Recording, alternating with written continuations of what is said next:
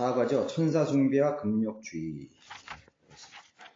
40쪽 보시면 하나님을 대적하는 인간 사상, 어떤 뭐 주의라는 거 있죠.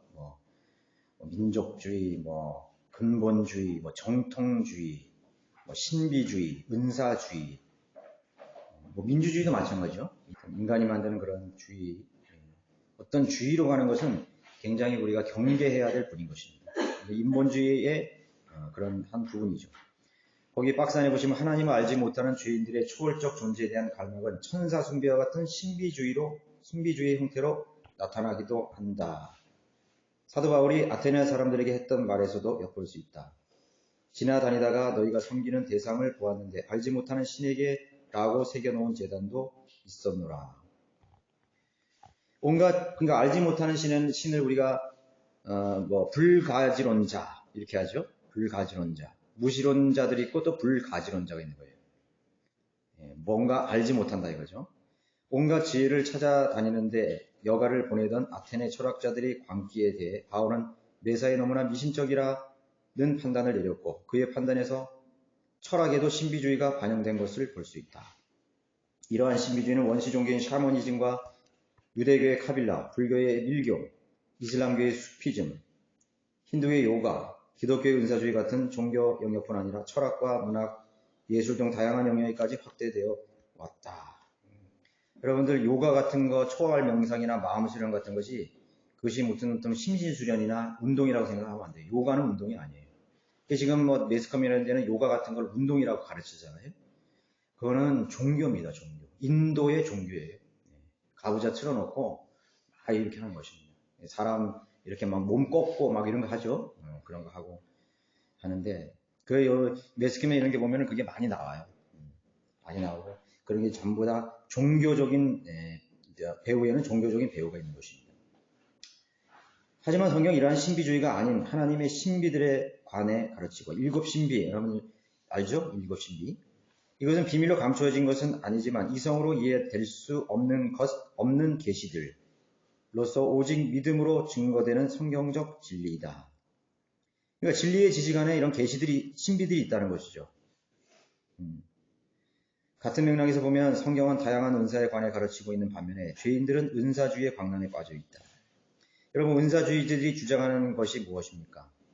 무슨 믿음의 은사라든가 가르치는 은사라든가 봉사하는 것이라든가 구령하는 것이라든가 이렇게 다른 사람들을 잘 세워주는 그런 은사들에 대해 얘기하나요? 전혀 안 나간다고요. 방언하고 무슨 병 고치고 주로 그런 거예요. 방언하고 무슨 환상 보고 그 대단한 은사를 가진 것처럼 그렇게 하는 거예요. 이게 거짓 은사죠. 마귀가 그런 것들을 이용해서 교회에 침투해서 사람들을 속이는 것입니다.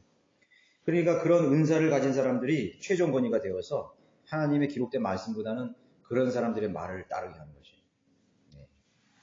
마찬가지로 성경에는 자유, 복음, 혼자 사는 것, 절제에 대해 권면하고 있지만 자유주의, 복음주의, 독신주의, 금욕주의는 하나님의 말씀에도 없을 뿐더러 하나님의 명령에 반하는 한낱 인간 사상이 불가하다. 주의라는 복음주의라는 말도 많이 하잖아요. 복음주의 막 이렇게 하는데 그런 것이 아니죠. 그런 주의로 나가면 안 되는 것입니다. 그러니까 이제 구원파 같은 경우에는 계속 복음만 하잖아요. 그죠? 복음만 계속 하기 때문에 진리의 지식이 성경의 주제는 복음이 아니에요. 인간의 구원이 아니에요. 왕국이지. 그렇기 때문에 복음에 맞추기 때문에 선지자들을 건드리지 못하는 거예요. 대선지자들이라든가 소선지자들을 건드리는 거예요. 그런 거를 가지고 설교하는데 전부 구원에 맞춰버리는 거죠. 어떤 형제가 저한테 그런 구원파 계통에서 배운 성경 구절을 물어보더라고요. 전혀 그런 뜻이 아닌데 유대인들을 향해서 하는 그런 그 구절인데 해당되는 교리인데 그거를 이 교회 시대에 하나님의 구원에 맞춰버리니까 엉뚱한 해석이 나와버리는 것입니다. 그러니까 그건 뭐냐면 하나님이 인간을 사랑해서 구원한 것이 아니라는 거예요. 자기 자신의 하나님의 이익을 위해서 인간이 지옥에 가면은 하나님이 해가 되니까 그런 식으로 해석하는 거예요. 그러니까 하나님이 인간을 사랑하는 걸 전혀 배제한 상태에서 득이 되니까 하나님께 득이 되니까 인간을 구원한다. 이런 식으로 해석해 버리는 거지. 그러니까 그런 형제들이 그것이 계속해서 처음에 구원받을 때, 처음에 하나님 만날 때 그런 걸 들었기 때문에 그 수십 년 동안, 10년, 20년 동안 그것이 풀리지 않았던 것이. 그냥 아니다. 하나님께서는 그 아들을 참으로 형제가 이 세상에 한 명의 죄인일 줄 알더라도 형제를 위해서 죽을 만큼 그렇게 하나님 사랑하셨다. 하나님의 사랑 안에서 예수 그리스도를 만나는 것이다. 참 저도 그런 것을 몰랐어요. 몰랐다고. 그러니까 그런 사람, 그런 것들이 잘못된 복음을, 복음주의라고 하면서, 그 구원파는 복음주의 아니에요. 복음 하는 거예요. 그렇게 잘못된 그런, 개념을 심어줌으로써, 실족시키고, 하나님을 인격적으로 만나고 교제하는데 어려움을 겪게 만드는 것입니다. 로마 가톨릭의 독신주의 있죠? 독신주의. 니콜라 받으면서 또 독신주의는. 그 독신주의를 하면 굉장히 거룩한 것처럼 그렇게 생각합니다. 그래서 보면은 종교에 보면 독신이잖아요, 다. 불교의 독신. 예? 예. 뭐 출가하는 거예요. 뭐 비구니. 시집 안 가고 여승이 돼가지고 비구니로 평생 살고. 굉장히 거룩한 처음 보이는 거예요. 또 뭐 수녀. 그러니까 그 같은 영이기 때문에 로마 카톨릭, 천주교는 같은 영이기 때문에 그 회색 옷 입잖아요. 회색. 수녀들고 회색 옷 입잖아. 절제하고 금욕하고 막 그런다고. 그러니까 하나님 말씀에 그런 금욕주의가 아니라고요. 그런데 이제 그런 바울은 예외이지만은요. 그런 결혼을 해서 자녀를 낳아서 여러 가지 인생의 역경과 또 부모로서의 그러한 생을 경험하지 못한 사람들이 어떻게 그 목자로서 역할을 하겠어요? 모르면서. 그래서 이거는 인간 사상에 불과하다는 것을 말해주는 겁니다. 자세히 보면 신비주의자들의 형태, 41절, 자의적인 겸손과 천사 숭배라고 했습니다. 그러니까 이제 그 자의적인 겸손이라는 걸 중간쯤 보세요. 중간쯤 보시면은 그렇다면 지금 바울이 경고하는 자의적인 겸손은 성경 다른 곳에서 권장하는 겸손과 어떻게 다른 것인가? 본문에서 말하는 자의적인 겸손은 남들보다 잘 믿고 있다는 자기 헌신을 드러내기 위해 사람들이 만들어놓은 의식적인 규정이나 법규에 자신을 복종시키는 일종의 자기 비하를 말한다. 여러분, 그 교만이라는 게 뭐라고 생각하세요? 교만. 예? 두 가지 형태가 있죠. 자신을 과대평가하는 것입니다. 자기의 본래의 자기보다 자기들을 높이는 거예요. 그게 첫 번째. 그 다음에 그 반대로 자기 비하예요. 자기를 막 그냥 그 있는 상태가 아니라 더 막 내려가가지고 일부러 자기를 비하시키는 거예요. 내 있는 모습으로 하나님 앞에 나가야 되는 것인데 더 자기를 비하시켜버리는 거죠. 그래서 막 자기 몸을 막 이렇게 고행에 막 이렇게 처하게 하잖아요. 자기 몸을 막 고행에 막 굶고 말이죠. 금식을 오래 하고 단식하고. 예. 그 로마 가톨릭에 그런 게 심해요. 예. 로마가 심하다고. 그 어떤 사람들은 그 필리핀에 가보면 이제 그 사순절 기간 보면 막 십자가에 막 진짜 피를 막 이렇게 막 상처를 내가지고 피를 막 흘리면서 묶어가지고 행진을 한다고 이렇게 막 사람들 엄청나게 따라가고. 남미도 그렇고 좀 말이죠. 또 스페인이나 포르투갈 이런 나라에 보면 그런 것을 한다고요. 그러니까 뭐 테레사 같은 사람들 가봐요. 이렇게 막 억지로 막 자기를 제가 얘기했잖아요. 이제 유엔 그런 구호 단체에서 테레사 수녀에게 나병 환자 전 보니까 너무 비위생적이라는 거야. 오히려 더 거기 가서 더 감염돼서 더 사람들이 죽는 거야. 그래서 그걸 조사를 했더니 지원해주겠다 이거야. 환경 개선. 근데 그것도 거절해버리는 거야. 그냥 나병 환자들, 암 환자들, 그런 죽어가는 사람들이 거기 얼마나 비위생적이에요. 물도 아주 막 지저분하고 그런 데서 그냥 그걸 오히려 그걸 좋게 여기는 거지. 자기를 딱 하게 비하시켜가지고 그럴 필요 없다는 거죠. 그게 바로 일종의 자기를 과소평가해서 더 그냥 이렇게 자신을 학대하는 것이죠. 하나님 그렇게 하시는 것이 아니에요. 하나님께서는. 하나님 원하시는 그 교만이라는 것이 교만이라는 거죠. 일반적으로 겸손과 섬김에는 주체와 대상이 존재하기 마련이다. 다시 말해 한쪽이 섬김의 대상이라면 다른 한쪽은 자신을 낮춰 섬기는 자가 되어야 한다. 그렇죠? 네, 우리 주님이라 그러잖아요. 하나님 주님, 주인. 그래서 목자와 양 그렇게 하잖아요. 신랑과 신부. 그렇죠? 우리는 주님은 머리 되시고 우리는 몸이 되고 그죠? 예. 종과 주인, 또 포도나무와 가지 다 하나님과의 그런 주체와 대상을 간에 주고받는 것을 얘기하는 것입니다. 물론 우리가 하나님 앞에 뭘 드려서 하나님을 돕는다 그런 것은 아니에요. 그러나 우리가 하나님 앞에 우리가 헌신하고 우리가 사랑을 표현하고 또 하나님 앞에 순종할 때 하나님 그걸 기뻐하시는 거예요. 우리의 사랑을 받으시는 것입니다. 하나님 우리가 하나님을 사랑하고 하나님에 대한 열정을 가질 때 하나님께 나올 때 하나님은 기뻐하시는 것이에요. 그 자기 자신의 여러 가지 문제들을 하나님 앞에 가지고 마음을 내어드릴 때 하나님 기뻐하시는 거예요. 내가 그러한 형편이 안 되는데도 하나님을 열심히 섬기려고 하는 것 그 자체가 하나님을 기쁘시게 하는 것입니다. 그것이 바로 믿음으로 드러나는 그런 열매거든요. 열매라고. 예. 그래서 우리는 하나님과의 그런 관계죠. 릴레이션십이죠. 릴레이션십. 그런 것이 있다. 그래서 주님과의 교제가 굉장히 중요하다고요. 주님과의 교제에 우리가 기도하죠. 그러면 하나님의 말씀을 가지고 우리가 하나님과 대화하죠. 하나님의 뜻을 우리가 간파하고 또 진리의 지식 안에서 하나님을 알아가죠. 또 하나님께서 명령하신 일들을 우리가 또 실행하고 순종하죠. 그래서 저도 어쩔 때 보면은 막 그냥 육신적으로 내가 그냥 내 그냥 본성대로 그냥 육신대로 그냥 그렇게 상식적으로 생각할 때 그렇게 하자 그러는데 딱 하나님 나한테 머리를 탁 치시는 것입니다. 너 지금 육신적으로 됐잖아. 금방 딱 느끼는 거예요. 그럼 나는 거기에 순종하는 거죠. 참 잘못했습니다. 하나님. 그리고 또 잠시 기도하고. 그래서 내가 육신대로 하지 않고 이제 내 마음을 하나님 앞에 사람이 사실요 분개하고 화가 나고 육신대로 하면 막 부글부글 끓잖아요. 막 여기서 안 그렇잖아요. 그죠? 여러분들 어떤 사람 육신으로 할 때 막 부글부글 끓는다고. 그럴 때 여러분 그 사람이 하나님과 교제하는 사람이라면 그때 보면 아는 거예요.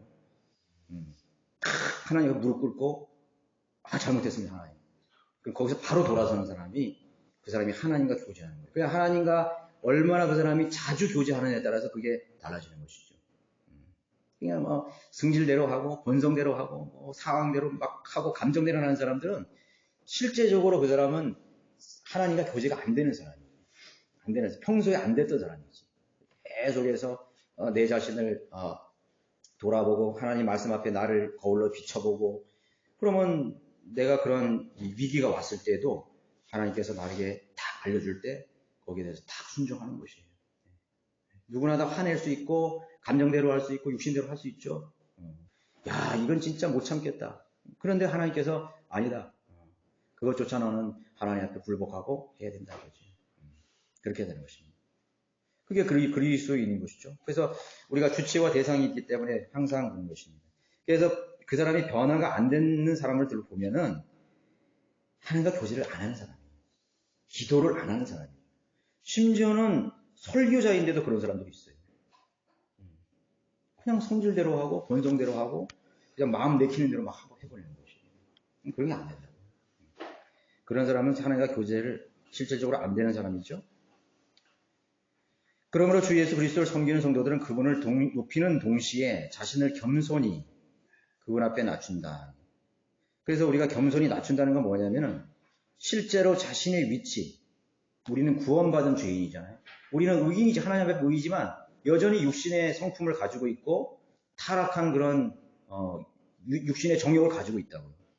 본성을 가지고 있다고요. 그래서 우리가 saved sinner라고 그러죠. saved sinner. 그렇죠? 우리가 다른 사람들이 구할 때 한번 내가 간증할 때 저는 구원받은 죄인입니다. 미국 바이블 비전은 unsaved sinner라고 합니다. 우리는 구원받은 죄인입니다. 구원받았지만 아직까지 우리는 육신적 자아가 있다는 것이죠. 영원히 지옥에 갈 수밖에 없는 그 죄는 우리가 다 구속을 받았지만은 그러나 우리는 육신을 가지고 있기 때문에 그 죄를 짓고 사는 것입니다. 그러나 그 죄 때문에 지옥은 가지 않아요. 그 구원받은 이걸 모른다고요. 회개와 자백을 모른다고요. 그래서 맨날 뭐 죄 얘기하면 구원 안 왔다 이렇게 한다고. 왜냐면 그리고 자기가 무슨 죄를 짓는데도 그거 죄 아니다 이거예요. 그거 얼마나 무서운 거예요. 다른 사람들에게 상처되는 상처를 줬는데도 그거 죄 아니다 이거. 그러면 그 상처받은 사람은 어떻게 되는 어떻게 되라는 거예요? 어떻게 회복하라는 거예요? 나 죄 안 졌어? 당신 죄 안 졌어? 그 죄 아니에요? 그럼 구원파 여기 특히 박옥수 쪽에는 그렇게 한다고요. 거기도 또 뭐 구원파도 다 다르더라고요. 교리가 조금씩 다르더라고요. 그래서 목사들 뭐 장로들이 막 음행하고 막 그래도 그게 죄가 아니래. 참. 그래서 그 사람들은 자백이 없기 때문에 기도를 안 해요. 구원파들은 기도를 안 한다. 특히 박옥수 쪽, 기도할 필요가 뭐 있어? 그래서 기도를 안 하더라고요. 그 사람들은 성령님의 인도를 받지 못하는 사람이에요. 그러니까 그 사람들은 육신적으로 살고, 어떻게 보면 세상 사람들보다 더 뻔뻔하니까. 그러니까 그 사람들은 양심에 화인 맞은 사람이에요. 양심이 처음에는 무뎌졌다가, 그 다음에 점점 양심이 이제는 불로 지진 것처럼 화인 맞은 것입니다. 완전히 무뎌졌습니다. 그 양심이라는 게 어떻게 보면은 우리 자신을 성결케 하는 그러한 보호막이거든요. 도청장치거든요. 잘못했을 때. 그런데 그 죄에 대한 그런 우리 깨우침이나 자각이 없기 때문에 양심의 가치를 못 느끼기 때문에 그 사람은 양심에 화인 맞은 그런 생활을 계속하는 것입니다. 뻔뻔하죠. 아주 뻔뻔해. 그래서 우리는 구원받은 죄인으로서 나의 주님으로서 섬기는 그런 자세를 항상 유지해야 됩니다. 반면 자의적인 겸손은 하나님이 아닌 천사들을 높이는 숭배로 천사들을 숭배한다 그랬죠? 이어가고 있는데 이러한 비성경적인 겸손과 숭배를 통해 성도들을 타락의 종으로 삼는 자를 주의하라고 권고하고 있다. 이러한 자는 속이는 자로서 성경에 없는 천사 숭배라는 규정에 성도들을 복종시키게 하고 섬김을 통해 받게 될 상을 속여 빼앗으려는 내 목적을 가지고 있다. 바울 당시에 1세기 그 당시에는 그런 교부들이 많았다고요. 속사도라고 하는 사람들도 있었고 그런 사람들이 이런 이단적인 교리를 가지고 나온 거예요. 천사 숭배는 천사가 뭐예요? 피조된 영적 존재 중에 하나잖아요. 하나님 아니라고. 하나님 앞에 지음을 받은 존재라고. 창조물이라고. 그런데 그 피조된 존재를 높이고 숭배하려고 그러는데 영적 존재이기 때문에 그런 것들을 숭배하는 거예요. 그게 천사 숭배이지만 사실 뭐예요? 마귀들을 숭배하는 거죠. 마귀들. 타락한 천사들. 타락한 천사들. 천사들은 숭배받을 수 없어요. 금지되어 있는 거지. 그러니까 누가 숭배받는 거예요? 타락한 천사들이 숭배받는 거예요. 그러니까 사람이요. 뭔가를 쫙 추구하려면요. 그대로 되는 거예요. 그대로 되는 거예요. 나는 뭐 가브리엘 천사를 보고 싶습니다. 무슨 미가엘 천사를 보고 싶습니다. 보여주죠. 그러면 마귀가 그 형체로 나타난다고. 계속 막 산에 가서 막 돋닦고 그러면은 그렇게 된다고요. 그 전에 아주 무슨 얘기가 있어요. 이게 실화예요, 그냥. 명성왕후 아시죠? 민비가 굉장히 우상숭배하는 여자였어요. 엄청났어요. 그래가지고 자기 그런 멘토, 지금 말하면 그런 멘토 있죠. 우리 무슨 박근혜 그 있었잖아요. 그 누구죠? 그 목사? 이제 그 이름 잊었네. 그 사람 말만 말도. 그래서 그 사람이 어머니가 그 사람의 그런 육체를 입고 와가지고 그런 말을 하면, 그거 그렇게 듣고 눈물 흘렸다 그러죠. 그래서 그 사람 말은 쭉 따라가는 거 아니에요. 그런 것처럼 이 민비도 그런 무당이 하나 있었어요. 여주에 사는 무당이었는데 그 무당이 이렇게 예언해주고 나라가 어떻게 하면 어떻게 결정하자 하면 그래서 민비가 아마 자기 친족의 묘인데 누구 묘인지 모르지만 그 친족의 묘를 3번이나 이정했어요. 원래는 여기 여주 출신 아니에요, 여주. 그걸 또 파다가 또 이천으로 옮기고 그걸 또 나중에는 서천으로 옮기고 그리고 결국은 또 이제 다시 돌아오고 그 무당 말을 들어서 그런 거예요. 정치도 다 그 무당 말을 들은 거예요. 무당 말을 들었다고. 그리고 그 무당을 위해서 그 창경궁 뒤에 있는 궁도 하나 이렇게 별채를 하나 지어줬어요. 거기 찾아가고 막 그랬다고. 그래가지고 요거를 이용한 사람이 있었어요. 그래서 이 무당이 자기가 이렇게 속이는 건데 자기 자신이 정말 신통력을 가진 사람인 걸 믿게 하기 위해서 더 그걸 믿게 해서 이용한 사람이 있습니다.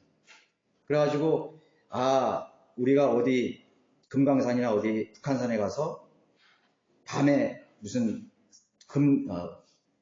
금식 기도를 하고 단식 기도를 하면서 신령님께 빌어보자 이거예요.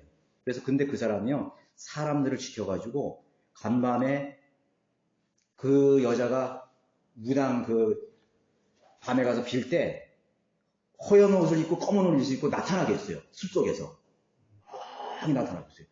갑자기 막 그 간밤에 신령님 뭐 하는데 그거 진짜 나타났잖아요. 그게 싹 나타났다 보이고 막 산에 얼마나 무섭겠어. 실제로 나타나니까 자기가 정말 신통력이 있는 걸로 스스로 믿게 하는 것이. 그런 해프닝도 있었어요. 그럼 얼마나 어처구니요. 그게 더 자기 자신에 대한 그런 확신을 가지고 착각 속에서 그런 했다고요.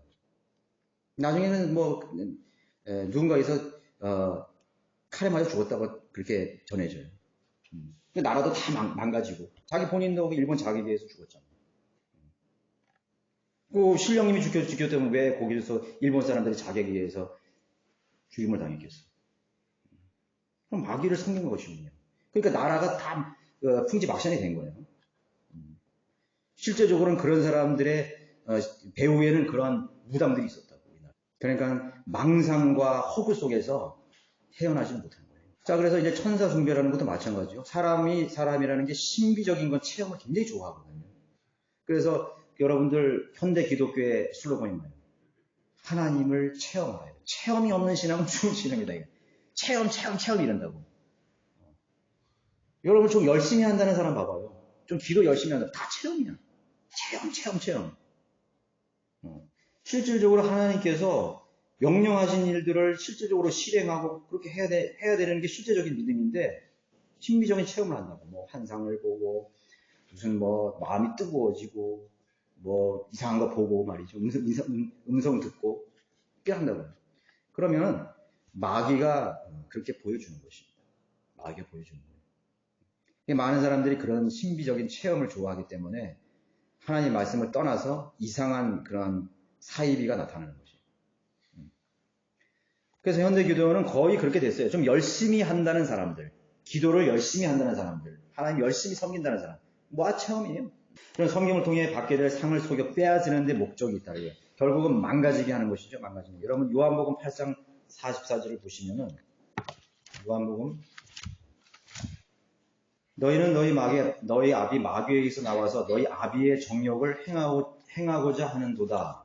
그는 처음부터 살인자였으며 진리 가운데 거하지 아니하였으니 이는 자기 안에 진리가 없음이라. 그가 거짓말을 할 때는 자신에게서 우러나와 한 것이니 이는 그가 거짓말쟁이요 또 거짓말의 아비이기 때문이라. 그러니까 마귀는 처음부터 거짓말장이고 마귀는 항상 거짓으로 다가오는 것이 거짓말의 아비인 것입니다. 그렇죠? 거짓말의 아비인 것이에요. 그래서 우리를 미혹하는 그러니까 그리스도인들도 마귀와는 단절됐다, 관계가 끝났다 이렇게 하면 안 돼요. 그건 착각입니다. 마귀는 오히려요 그리스도인들을 더 공격하고 미혹합니다. 왜? 그 사람을 하나님의 자녀로서 살지 못하게 만드는 거예요. 넘어지게 만드는 거예요. 그 사람이 상을 잃어버리게 만드는 것입니다. 구원 받았지만은 더 그 사람을 미혹해가지고 쓰러뜨리게 만드는 것입니다. 그런데 사람들은 마귀에게 미혹되거나 속는 것에 대해서 자기가 속았다고 생각 안 해요. 속았다고 생각하면 다 사기꾼에게 안 속지. 그래서 한 번쯤은 그런 걸 생각해 봐야 돼요. 내가 이게 이렇게 일단 하나님의 말씀에 있나 없나를 봐야 되는 거예요. 우리가 하나님의 말씀을 배운 대로, 우리가 하나님의 말씀의 기준을 통해서, 이게 성경적인 것인가를 일단 봐야 되는 것입니다. 이것이 과연 하나님께서 나를 통해서 하시려는 일인가에 대해서 봐야 되는 것입니다. 내가 이렇게 함으로써 나오는 그런 열매나 결과가 어떤 것을 초래하는지를 알아야 되는 것입니다. 알아야 되는 거예요. 제가 지난달에도 우리 표준 킹제임스에 대해서 얘기했죠. 그 나옴으로써 어떻게 되는 것입니다. 대한민국의 한국어를 쓰는 사람은 혼란하게 만드는 것입니다. 혼란하게 만드는 거예요. 이미 한글 킹제임 성경에 최종 번역이 있었는데 자기도 처음에는 한글 킹제임 성경이 최종 번역이라 그랬어요, 그 사람. 그런데 그걸 버려버리고 또 다른 더 좋은 자기가 잘 번역했다고. 실제로는 그런 것이 아닌데. 그래서 마귀에게 속은 거죠. 마귀가 그 생각을 딱 넣어주니까 내가 그렇게 해야 되겠다. 그걸 또 뭐 어떻게 해? 이거 하나님이 하게 하셨다. 이거. 하나님이 하셨겠다. 그렇게 하나님이 했대요, 자기가. 스스로 자기는 그렇게 속이네. 그럼 얼마나 많은 혼란을 겪는 것이에요. 얼마나 많은 혼란을 겪는 것이에요. 최종 번역이 없어져 버렸죠. 그 사람을 따르는 사람들, 그 속으로 들어간 사람들은 최종 번역이 없는 사람이에요. 그러니까 거짓의 아비는 그 자를 아주 그냥 확신 있게 속이는 거예요. 확신 있게. 신게 속이는 거예요. 이런 자의 특징은 첫 번째, 보지 않은 것을 억지로 주장한다 이거죠. 교리들을 지어내는 것입니다. 신화적으로, 전설적으로 꾸며낸 이야기를 굉장히 많이 하는 것입니다. 억지로 주장하고. 두 번째는 자기 육신의 생각으로 헛되이 과장한다는 거죠. 은사주의자들은 어리석은 사람들이 속아는 건가 이런 거죠. 예. 그래서 지금도 어디에서 은사주의가 지금 대단한 인기를 거느냐면 남미, 아프리카 이런 데서 대대적으로 환영을 받아요. 멕시코, 무슨 베네수엘라, 이런 뭐 우루과이, 그다음에 뭐 브라질 이런 데 은사주의를 가면 그냥 사람들이 다 추종하는 거예요. 막 기도하는 거 막 뒤로 넘어지고 말이죠. 뭐 이렇게 거품 물고 말이죠. 어디서 왔다 그러고 말이죠. 넌 누구야 그러면은 나는 뭐 어디서 왔다 그러고 뭐 죽은 할머니라 그러고. 그러니까 진리의 지식이 없는 사람들은 그런 것들을 따라가서 속게 되는 것입니다. 머리를 붙들지 않는다. 하나님 말씀을 신뢰하지 않는 거 무관심 안 하는 거죠. 머리를 붙들지 않는 것입니다. 먼저 진리의 지식을 읽고 하나님 말씀을 상고하고 하나님 말씀을 공부해야 되는데 거기에는 전혀 관심이 없어요. 그래서 은사주의자들의 집회 보면은 하나님 말씀에 대한 감흥이 없어요. 성경을 설교하지 않아요. 성경을 설교하지 않아요. 성경을 가르쳐주지 않아요.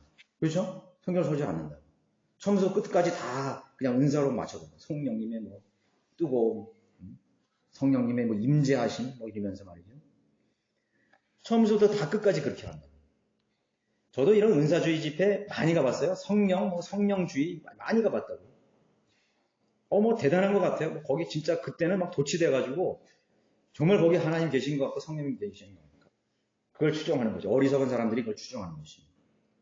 헛되이 과장하고 말이죠. 성경은 주 예수 그리스도를 섬기는 일에 대한 보상으로 성도들에게 상이 주어짐을 명시하고 있다. 이는 너희가 유업의 상을 주께로부터 받을 줄 알미 너희가 주 그리스도를 섬기고 있습니다. 따라서 상은 당연히 높은 이가 낮은 자에게 수여하는 것이기에 천사들을 숭배하는 자들은 천사들로부터 상을 받게 될 것이다. 따라서 천사들을 숭배하는 자는 천사들보다 못한 자가 된다. 그러나 성경은 천사들을 심판하는 권세가 성도들에게 주어졌다고 말씀한다. 그렇죠. 고린도전서 6장 3절에는 너희가 우리 천사들을 심판하는 것을 알지 못한 어떤 천사들이죠? 타락한 천사들을 심판하는 거예요.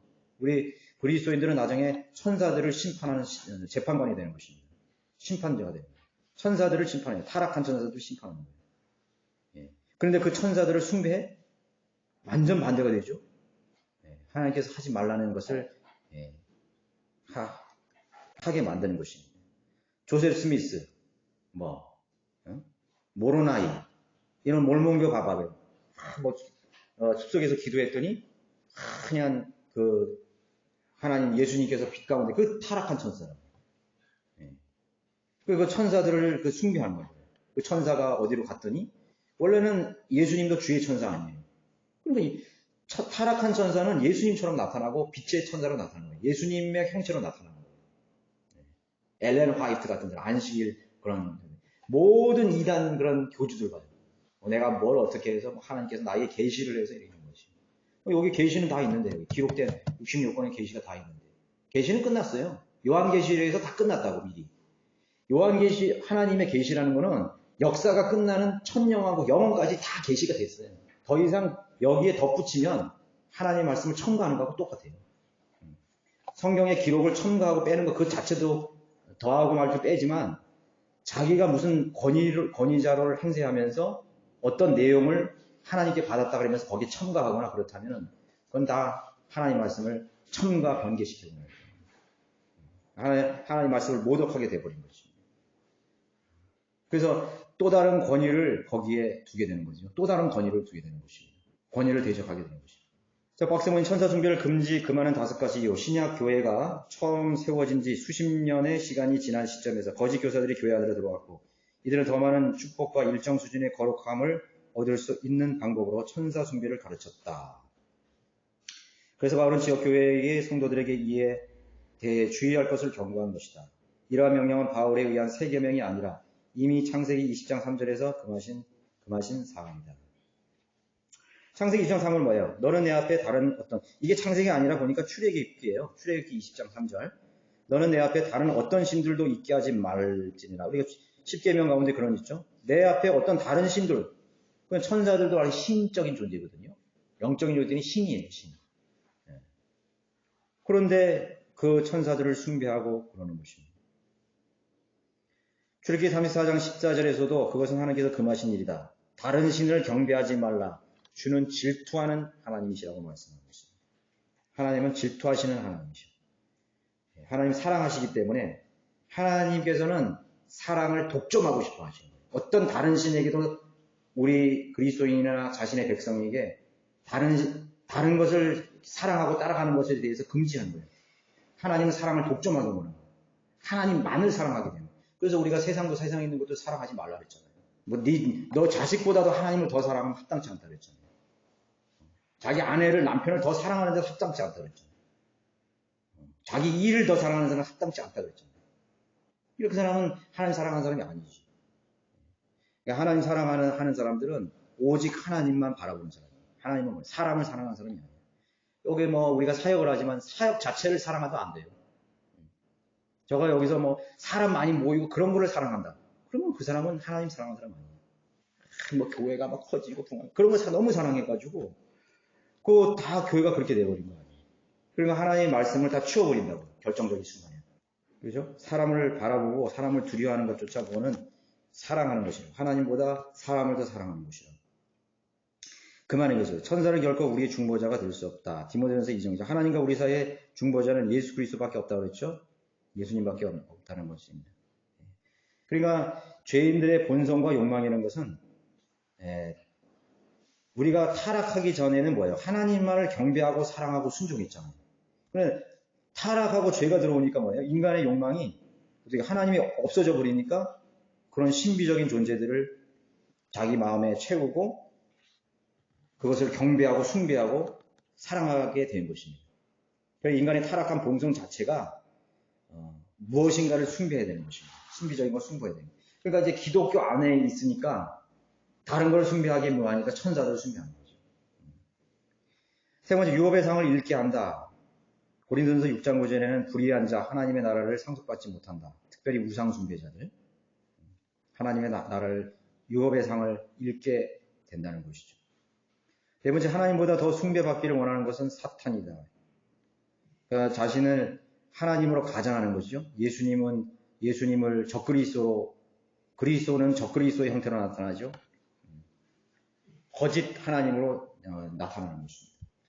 그래서 사람들이 진리의 지식이 없기 때문에 하나님을 알지 못하기 때문에 거짓 하나님, 적그리스도를 따라가는 것입니다. 적그리스도를 따라가는 거예요. 그래가지고 이제 변개된 성경들. 변개된 성경들을 보면은 하나님 예수 그리스도의 신성을 교묘하게 뺐어요.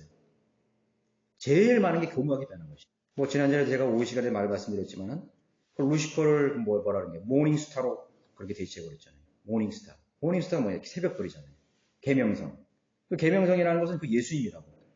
그 루시퍼의 자리에다가 계명성을 집어넣어버린 거지. 예.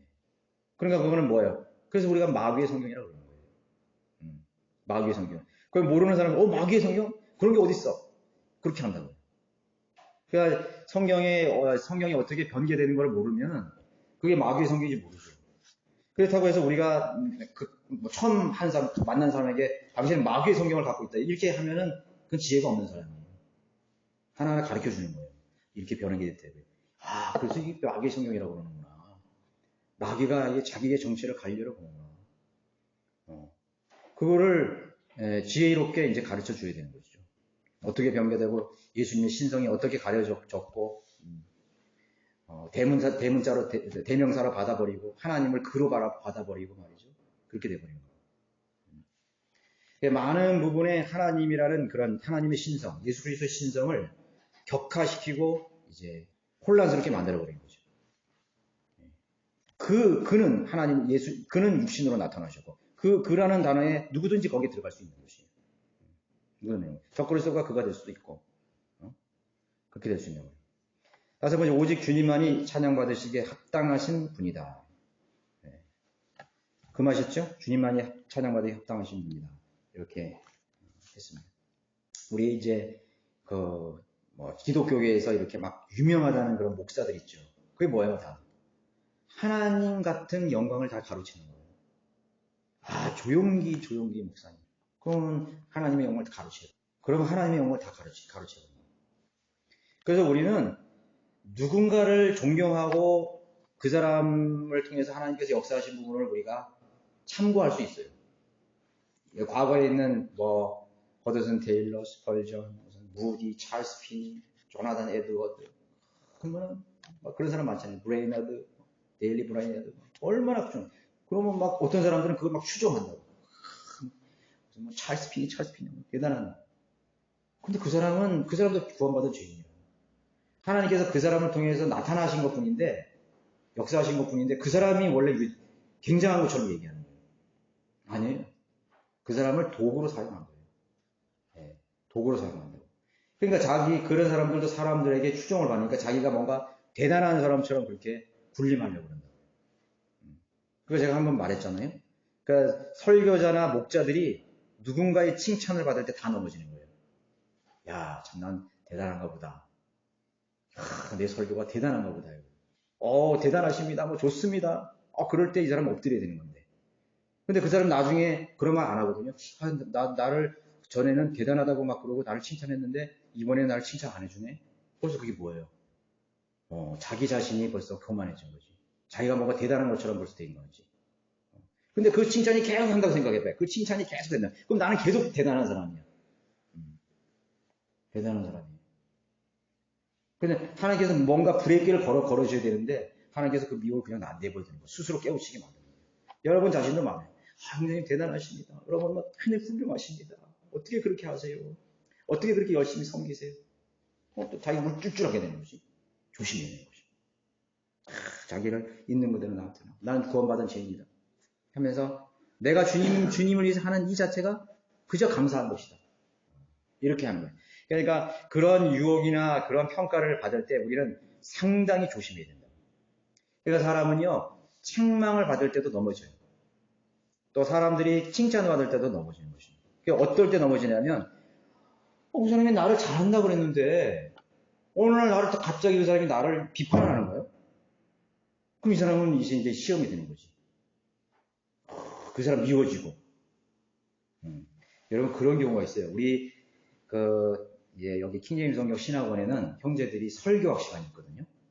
설교학 시간이 있어요. 설교 실습이 있어요. 그 시간은 굉장히 긴장되는 시간이에요. 이성호 목사님 굉장히 엄격하게 다루거든요. 그러니까 설교 못하면 그냥 가차없이 그냥 내려와. 그거 설교라고 해요. 그런 식으로 설교하면 누가 그걸 듣겠어? 그 이상으로 막 이렇게 비평을 하는 것이에요. 그런데 간혹 가다 보면 정말 설교 잘하는 신학생들이 있어요. 아주 매끄럽게 잘해요. 그럼 이성호 목사님이 딱 나와가지고, 참 넘버원이다 이거예요. 참 잘하죠? 충분해. 두 번째 또 새벽 되면 가면은 또 두 번째 칭찬을 해. 사역 나도 되겠어? 그런데 오늘날 자기가 잘한 것처럼 또 딱 했어, 그렇게. 자신만만히. 근데 그 이성호 목사님 나와가지고 그걸 설교라고 했어? 엄청나게 책망을 하시는 거예요. 그러면 그 형제는요, 때려쳐버려요, 어떤 형제들. 아니, 어떤 때는 내가 설교 잘한다고 막 칭찬하셨다가, 어떤 데는 형편없다 그런 식으로 하면 누가 설교 듣겠어? 저는요, 이성호 목사님이 굉장히 지혜롭다고 생각해요. 내가 지금 돌아보면요. 그 사람을 하나님께서 시험하는 줄 모르는 거야. 이성호 목사님이 자기를 미워서 그렇게 한다고 생각해요. 그렇게 하는 사람도 있어요. 실질적으로. 그 어떤 그 지역교회 목사는 그 얘기를 하는 거예요. 나를 어리석다고 했다고. 나를 스튜피어트라고 했다고. 이거 나간 사람 하나 있죠, 그죠? 저는 그렇게 그것에 대해서 불평을 가진 사람들을 한 3명, 4명 이상 봤어요. 어느 때는 나를 굉장히 칭찬했다가 자기를 뭔가 나한테 감정이 있을 거예요. 다 그렇게 생각한다. 그런데 굉장히 저는 그거를 하나님께서 그 사람을 연단하시는 건데, 연단하고 있는 건데, 그거 몰라요. 깨우치지 못해요. 다 넘어지는 거예요. 그럼 그 사람은 자격이 없어.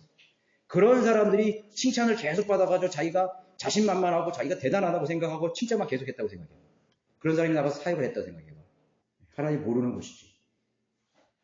대단히는 저는 아주 현명하게 저는 연단했다고 생각하거든요.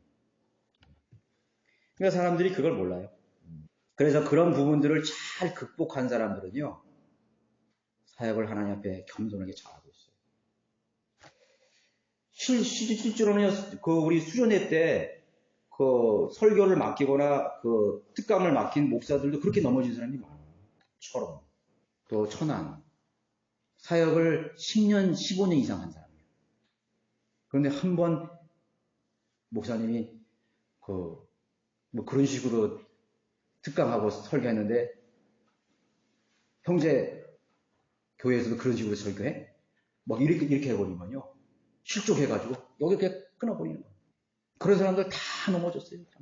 그래서 그런 것들을 잘 하나님 앞에서 자기가 자기 자신을 그대로 본 사람들은 그런 데에 넘어지지 않아요. 주님께서 나를 또 이렇게 채찍질 하시는구나, 연단하시는구나, 나를 겸손케 하시는구나. 겸손하게 받아들여야지.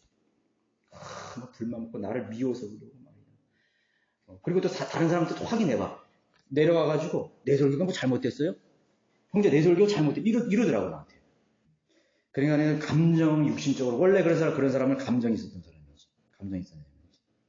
혼자 하면 잘했다고 나는 생각해. 목사들뿐만 아니라 그런 지체들도 다 마찬가지. 그러면 다 그렇게 생각한다고. 이성호 목사가 뭔데 우리를 어쩌고 한다. 이성호 목사를 통해서 연단하시는 건데. 여러분들 옆에 있는 형제자매들은요, 전부 하나님께서 여러분들 연단하신 도구로 다 사용할 수 있어요. 저 형제가 나한테는 잘해주더니 어느 때는 나한테는 시큰둥하네. 어느 때는 나를 이렇게 격려하고 좋아하더니 어떤 때는 나를 이렇게 외면하고 인사도 안 받네. 그런 것들요. 사소한 이런 모든 것들은 자기 자신을 연단하는 도구로 다 사용하고 있다는 걸 사람들은 모르는 거예요. 교회 지역교회에서 뭐가 문제가 딱 일어나서 자기가 연관된 부분들이 있어가지고 자기가 대단히 불쾌하고 감정이 막 상하고 그런 분들에 대해서, 그럼 감정이 상할 때는 뭐예요? 육신이잖아요. 육신이잖아요. 그런 사람이 세상에 나가서 어떻게 복음을 전해요? 복음 탁 전했는데 내 보는 앞에서 침을 탁 빼고 가만히 전도지집 해가지고 내 얼굴에 확 뿌려봐요. 그것도 나보다 어린 애들이. 저걸 그냥 어떻게 뒷골목으로 끌고 가, 저걸? 바로 그런 생각이 들잖아요. 그건 육신이라고, 육신. 분명히 여러분들이 복음을 전할 때는 분명히 그런 사람들이 있어요. 그게 하나님 연단이거든요. 그럴 때 주님께서 뭐라 했어요? 저들이 하는 일을 모릅니다, 주님. 그렇게 하면서 기도해 주고 말이죠. 저런 분들이 나중에 저런 죄인들이 꼭 예수님 만나서 구원받게 해주십시오. 꼭 기도하고. 그래서 우리가 육신적인 상태에 내가 있는지 아닌지는 인지를 하나님 테스트하는 것입니다. 테스트하는 것이에요. 네. 그런 목자 설교에서부터 해서 모든 하나님의 그리스도인 자녀들은 하나님이 계속 테스트하십니다. 육신적인 상태를 체크하시고 스스로 자각하게 하시고 또 그것을 부복하게 하고 계속 그런 연단을 계속하게 하는 것입니다. 연단하시는. 그래서 그런 일들이 일어나면은 가족이든지 나를 아는 사람, 친구든지 직장이든지 그걸 우연히 보면 안 돼요. 나는 어쩔 수 없는 사람. 난 대단한 사람인 줄 알았더니. 근데 사소한 데에 내가 육신이 드러나거든요. 그래서 나도 그럴 때가 있어요. 나는 영적인 사람이라고 생각했는데, 내가 그런 사소한 것에 내가 감정이 상하는구나. 자기 현 주소를 찾는 거죠. 자기 번 주소를 찾아가는 거야. 대단히 높게 생각했는데, 아무 일도 없다는 나를 굉장히 생각했는데, 그런 일이 있음으로 해서 내 진짜 번지수를 찾아가는 거지. 내 주소를 찾는 거지. 겸손하게. 하나님 붙을 수밖에 없는 거죠. 네, 시간이 많이 지나서 다 할 수는 없습니다. 오늘 여기까지 하도록 하겠습니다. 그래서 여러분들,